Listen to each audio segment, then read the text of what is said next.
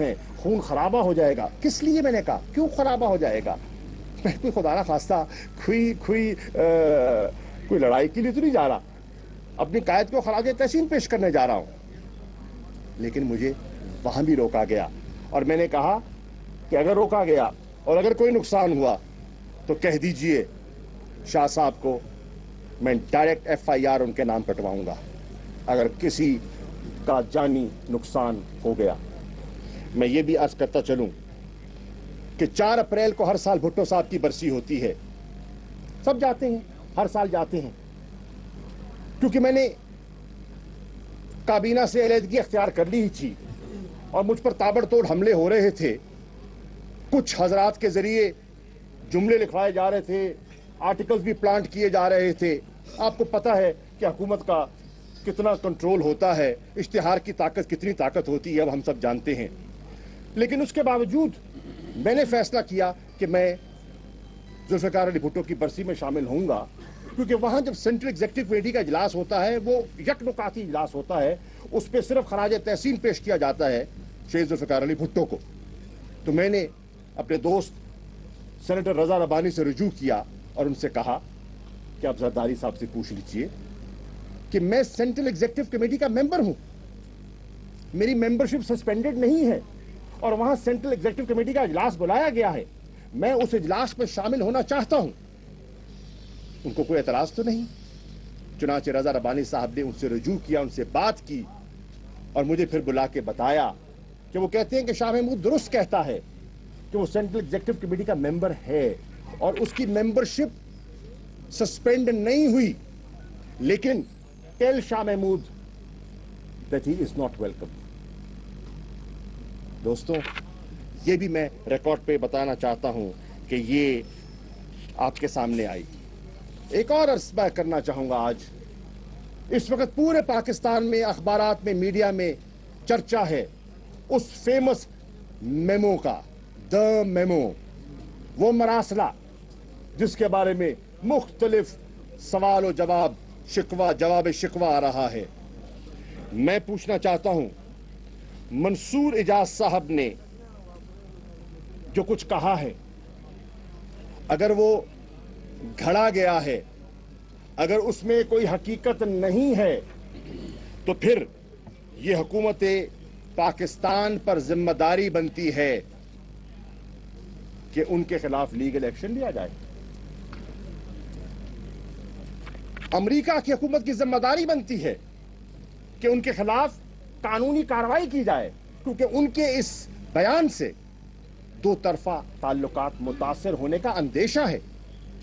और अगर वो जो कह रहे हैं वो दुरुस्त कह रहे हैं, तो मैं समझता हूं उस मैटर को प्रूव होना चाहिए, उसको इन्वेस्टिगेट होना चाहिए, ताकि दूध का दूध और पानी का पानी हो जाए, हकीकत क्या है। और अगर वो दुरुस्त कह रहे हैं तो ये मसला बड़ा ही संगीन है, ये मसला बहुत ही सीरियस है। कौन प्रूव करे जी? कौन प्रूव करे?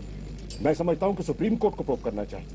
It's a very serious matter, it's a very serious matter. Suo moto action लेना चाहिए कि ये क्या हो रहा है, और अगर वो दुरुस्त है तो ये इतना सीरियस मामला है कि पाकिस्तान की अफवाज के सुप्रीम कमांडर अमेरिका की फौज से मदद मांगते हैं अपने इदारे के खिलाफ। ये बहुत बहुत बड़ा संगीन और ये ताज्जुब की बात है, और मैं समझता हूं इसको देखना चाहिए। मेरी राय में सदर जरदारी साहब जो मोहतरमा का विजन था उससे हट चुके हैं, वो मसलियतों का शिकार हो चुके हैं, उनको कुर्सी से इतना प्यार हो गया है और अपने इक़्तिदार को दबाम देने के लिए वो इतने बज़िद हैं कि वो सब कुछ, असूल, कारकुन, पार्टी, सब कुछ कुर्बान करने के लिए तैयार हो गए हैं। मैं समझता हूं कि सदर जरदारी साहब ने, जो को चेयरमैन है पीपल्स पार्टी के, उन्होंने जो मोहतरमा की पॉलिटिक्स ऑफ रेजिस्टेंस थी, जरदारी साहब ने उसको कन्वर्ट कर दिया है इनटू पॉलिटिक्स ऑफ कैपिचुलेशन। मोहतरमा was a symbol of resistance against dictatorships, against unconstitutional rule. And President Zardari is an epitome of capitulation. Internal pressures and external pressures, he has capitulated. And in my view, has failed to protect the interests of Pakistan. मैं ये भी कहता चलूं, मोहतरमा की सियासत का एक डॉक्ट्रिन था, डॉक्ट्रिन ऑफ पॉलिटिकल रिकंसिलिएशन, जिसकी बहुत बात की जाती है, मफाहमत का बड़ा जिक्र किया जाता है। मोहतरमा ने पॉलिटिकल रिकंसिलिएशन की बात की थी और जरदारी साहब पॉलिटिकल परपेचुएशन की बात करते हैं। अपने इक़्तिदार को दवाम देना उनकी सियासत का महवर है, उनका किबला काबा हो चुका है। मोहतरमा की जो रिकंसिलिएशन का फलसफा था, उसको तोड़ मोड़ कर पेश किया जा रहा है अपने इक़्तिदार को दवाम देने के लिए। मैं ये भी कहता चलूं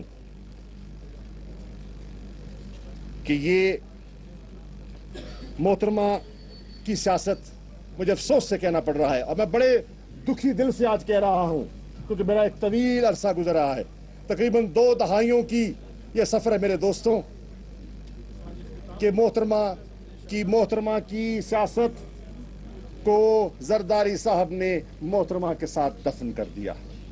मोहतरमा के विजन को उन्होंने मोहतरमा के साथ दफन कर दिया। आज जो हम पीपल्स पार्टी देख रहे हैं, ये मोहतरमा की पीपल्स पार्टी नहीं है, ये मुझे जरदारी लीग तो दिखाई देती है, बेनजीर भुट्टो की पीपल्स पार्टी दिखाई नहीं देती। और मैं ये भी कहता चलूं कि वक्त बताएगा कि पाकिस्तान की आवाम और पाकिस्तान पीपल्स पार्टी का कारकुन इसको बेनजीर भुट्टो की सियासत, बेनजीर भुट्टो की पार्टी नहीं समझता, जरदारी लीग समझता है, जरदारी की सियासत समझता है। और मैं यहां कहता चलूं कि मैंने मोहतरमा की क़यादत में पाकिस्तान पीपल्स पार्टी को ज्वाइन किया, ये वो पार्टी नहीं रही। और मैं आज ये बरमला कहना चाह रहा हूं कि मैं इस पार्टी से, जरदारी लीग से मुंसलिक नहीं रहूंगा। मैं इससे लातल्लकी का ऐलान कर रहा हूं। मैं जरदारी लीग से छोड़ने का, जरदारी लीग को छोड़ने का ऐलान कर रहा हूं। मैं आ रहा हूं। जब मैंने जरदारी लीग छोड़ने का फैसला कर लिया है, जब मैंने 4 अक्टूबर को इसी असेंबली में मैंने कहा था, आप मौजूद होंगे, कि गिलानी साहब आपकी मिस गवर्नेंस और आपकी करप्शन, और जरदारी साहब आपकी मिस गवर्नेंस और आपकी करप्शन के खिलाफ मैं अलम बगावत बुलंद कर रहा हूं।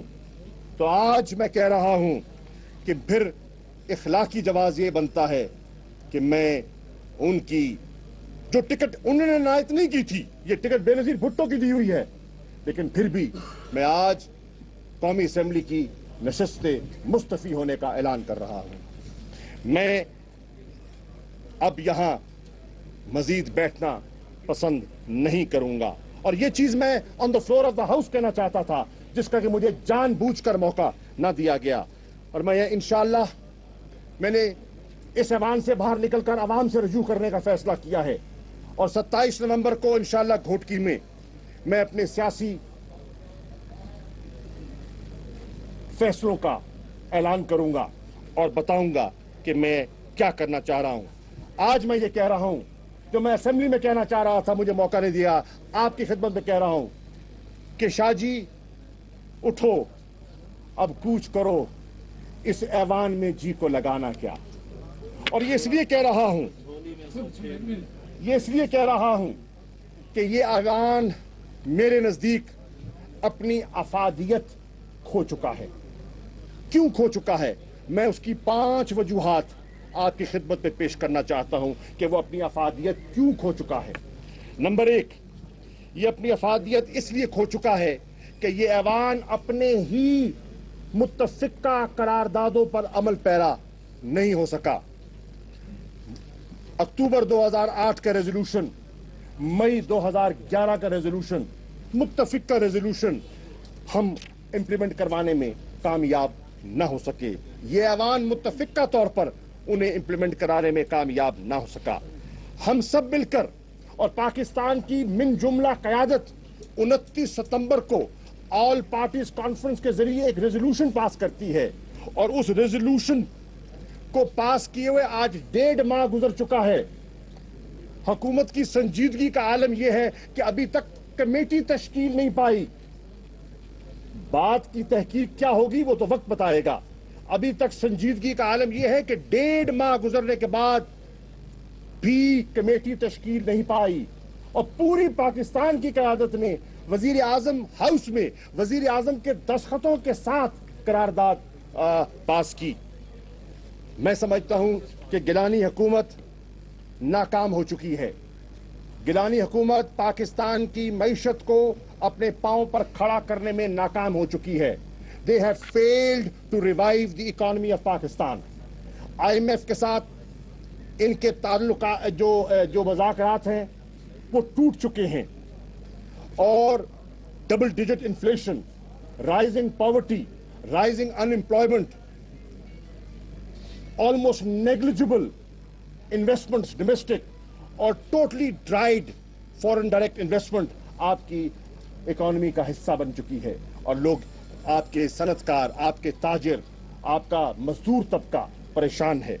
آپ کا کاشتکار اس وقت، گیلانی صاحب ذکر کرتے ہیں جنوبی پنجاب کا، ان کو درد آتا ہے، آنا بھی چاہیے، وہ بھی وہیں سے ہیں، میں بھی وہیں سے ہوں، لیکن میں ان کو سوال کرتا ہوں، آج پورا جنوبی پنجاب جس کو وہ سرائکی بیلٹ کہتے ہیں، سراپا احتجاج ہے، ان کی پھٹی کی قیمت ان کو نہیں مل رہی۔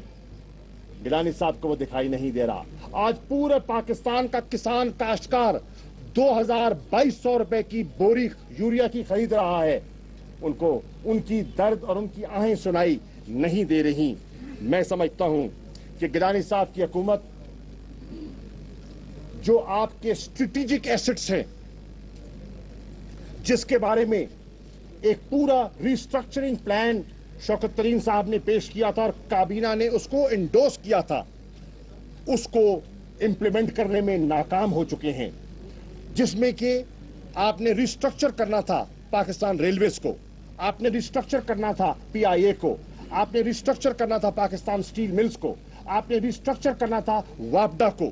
یہ وہ ادارے ہیں جن میں پچھلے 3 سال 1000 ارب ان میں ڈالا گیا ہے، اور کیفیت یہ ہے کہ ریلوے ملازمین کو تنخواہ اور پینشن لینے کے لیے بھی احتجاج کرنا پڑتا ہے، اور عید کی آمد ہے، اور ان کو تنخواہیں ملنے میں جو دقت ہوئی وہ آپ کے سامنے، سارے حالات آپ کے سامنے ہیں۔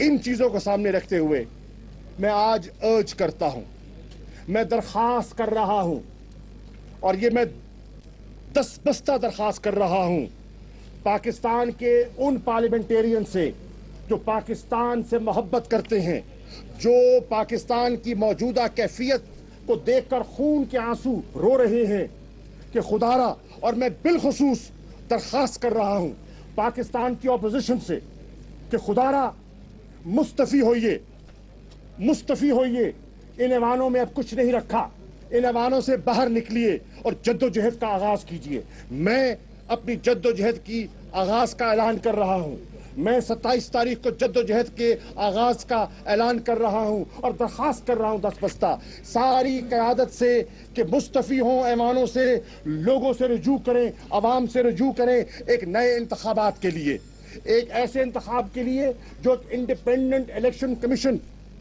کے زیر سایہ ہو، ایک ایسے سیٹ اپ کے تحت، کیئر ٹیکر سیٹ اپ کے تحت، جس کی نیوٹریلٹی پر کسی کو شک و شبہ نہ ہو۔ اور میں سمجھتا ہوں کہ وقت آ گیا ہے کہ let the people of Pakistan decide what is good for them and who is good for them. The time has come. اور بھٹو صاحب کہتے تھے طاقت کا سرچشمہ عوام ہے، وقت آ گیا ہے کہ اب عوام فیصلہ کرے کہ اس نے کیا کرنا ہے۔ شکریہ تھینک یو سر۔